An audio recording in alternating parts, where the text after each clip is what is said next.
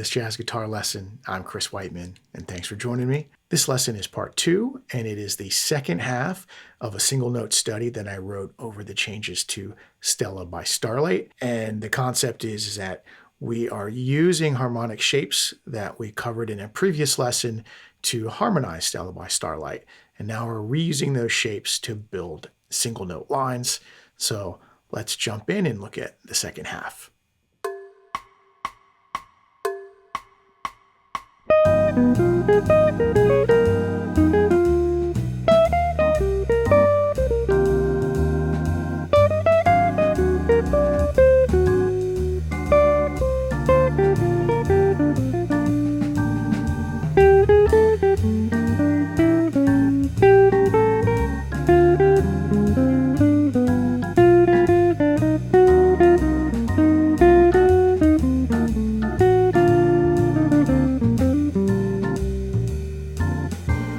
So we are looking at bar 17.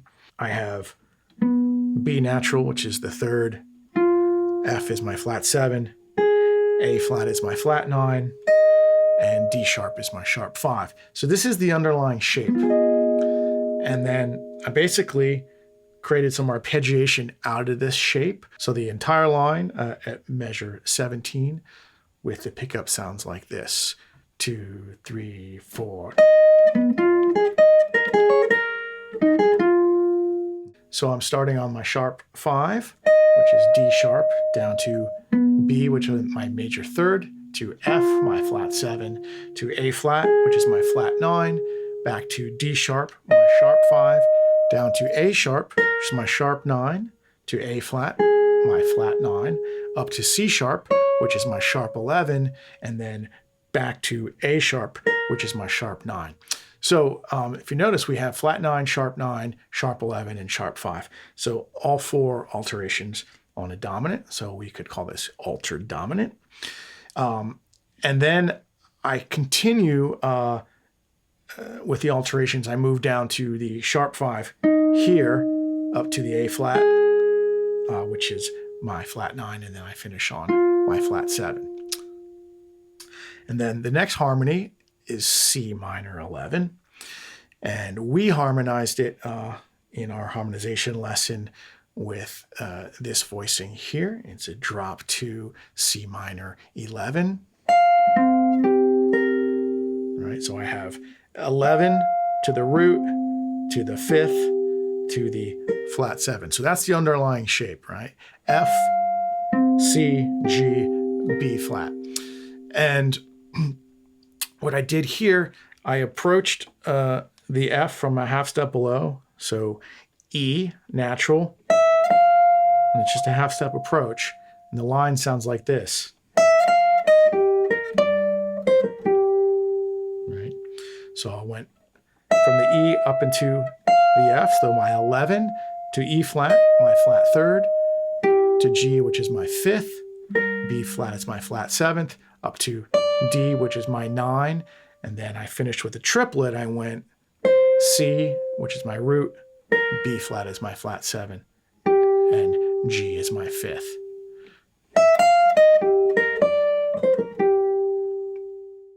And then from the C minor 11, we're going to be moving into an A flat 7 with a sharp 11. So you can also refer to this as Lydian dominant, A flat Lydian dominant. The voicing harmonic shape that I'm seeing underlying the line from our harmonization lesson is this little A flat 9 with a sharp 11. I have C, which is my 3rd, G flat's my flat 7, B flat's my 9, and D is my sharp 11. So that's the shape I'm seeing. And what I do is I actually start on the 13. And I get into the 13 chromatically. So on beat 4 of the previous measure, I do a triplet. 1, 2, 3, triplet. And that's how I start my phrase. Right. And so it's a slight variation on the C minor 11. The C minor 11 was, and then the A flat is this. at the flat, the G, right?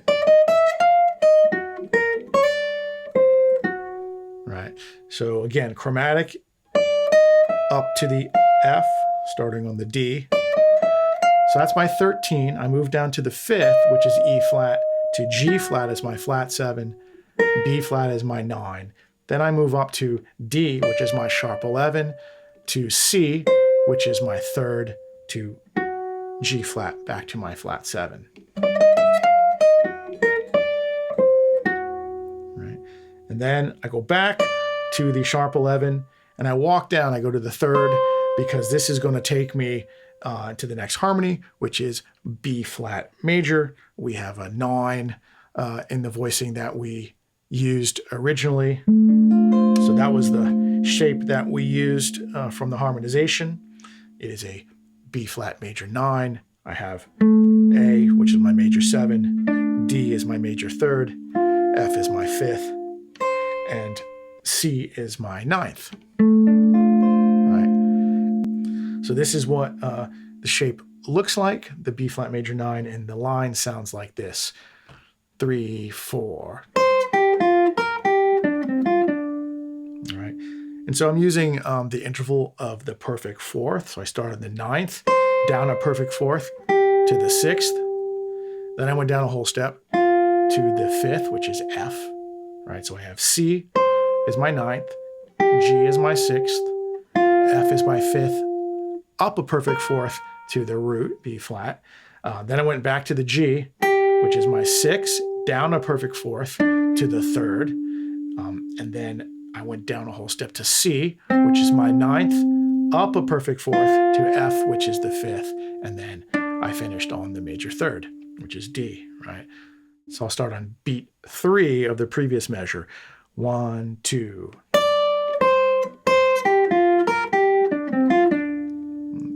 And that's the line that I'm seeing over this B flat major 9 shape. And then this takes us into measure 25 through the end, which is pure cycle 4 motion. It's the E half diminished to A7, D half diminished to G7, C half diminished to F7 to B flat, right? So in bar 25, we're back to this underlying minor 7 flat 5 with the 11, this E minor 7 flat 5 with the 11. This is the shape. And the line at bar 25 sounds like this: 2, 3, 4. So very similar to the opening line that we did in measure 1. 1, 2, 3. Right, so I'm seeing the same shapes, that E half diminished moving to my A, this A7 flat 9. So 3, 4. Right, so I'm seeing my little A7 here, and I see the A7 like this, the drop 2 third inversion that we talked about in measure 2. And the line goes like this. Right, so just right up onto the flat 7th, played it twice, up to the root, to the flat 9, right? And then the next harmony is D minor 7 flat 5. And I'm going to use the same shape, just down a whole step. So I saw E half diminished here. Now I see D half diminished here. And just so you know, I am a little bit inconsistent in my terminology. Sometimes I'm calling it a minor 7 flat 5, and sometimes I'm calling it a half diminished. They both mean the same thing. So the E half diminished shape I was using here, I'm just sliding it down a whole step to get it for the D minor 7 flat 5, right? And the line is going to be kind of similar in the shape. I changed directions and started, instead of starting on the 11, I start on the 3rd, and the line sounds like this in measure 27. 2, 3, 4. Right, so I start on F, minor 3rd, up to G, my 11th, down to G in the lower octave, which is also my 11th, up to A flat, which is my flat 5, to C, which is my flat 7, Then I move to D, which is my root, and then into B, which is the third of the next harmony, which is G7. Right. And so very similar. I move to the third of A7 from E half diminished. I'm doing the same thing. Here's D half diminished into my G7. And then so the line on the G7 in bar 28 sounds like this. 2, 3, 4, and. So I'm going to play it from bar 27 through bar 28. So the D minor 7 flat 5 into the G7. 2, 3, 4.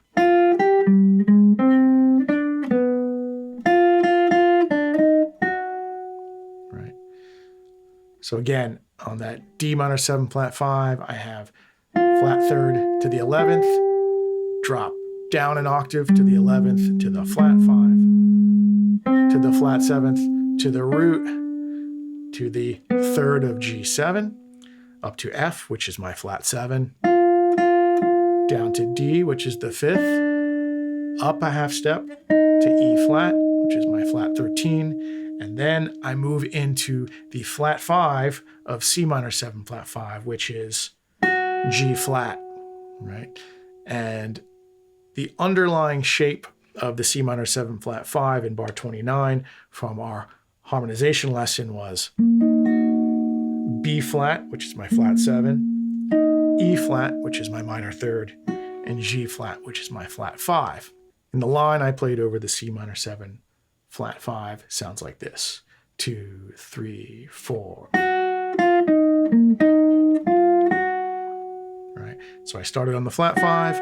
I went down to the F, which is my 11, down to E flat, which is my flat third, down to B flat, which is my flat 7, up to E flat, which is my flat third, back to F, my 11th, and then back to G flat. This time it's an anticipation on the F7, so the G flat is functioning as the flat 9 on the F7. All right, but that first line over the C minor 7 flat 5, it's all right around this shape, right? You can finger it like this. And here's my harmonization for the F7 flat 9, right? If you know your shell voicings, here's an F7 shell, and the flat 9 sits on the second string right there, right? And the line I play over the F7 flat 9 sounds like this. 2, 3, 4. All right, so flat 9 to the flat 7th, to the 5th, to the 11th, to the 3rd, right? So G flat, E flat, C, B flat, A, back up to G flat, which is my flat 9, and then I move into F. And this is going to be attached to the final harmony, which is B flat major. So it's the 5th. I'm anticipating by an 8th note. So I'm getting to B flat. Let's say we use 6/9 in our harmonization lesson. So this is what I'm seeing here underlying the line. And that line goes like this. 2, 3, 4, and so that line started on F, which is the 5th, down to E flat, which is the 11th, to D, which is the 3rd, to C, which is the 9th, to B flat, which is the root, and then I moved back up to C, which is my 9th, to D, which is my 3rd, and I finished on G, which is my 6th. And that final line sounds like this. 2, 3, 4. All right, so I'm going to play through the whole second part of this so you can hear what it sounds like all together. And then I'm going to play the complete study at 2 different tempos, 120 BPM and 80 BPM.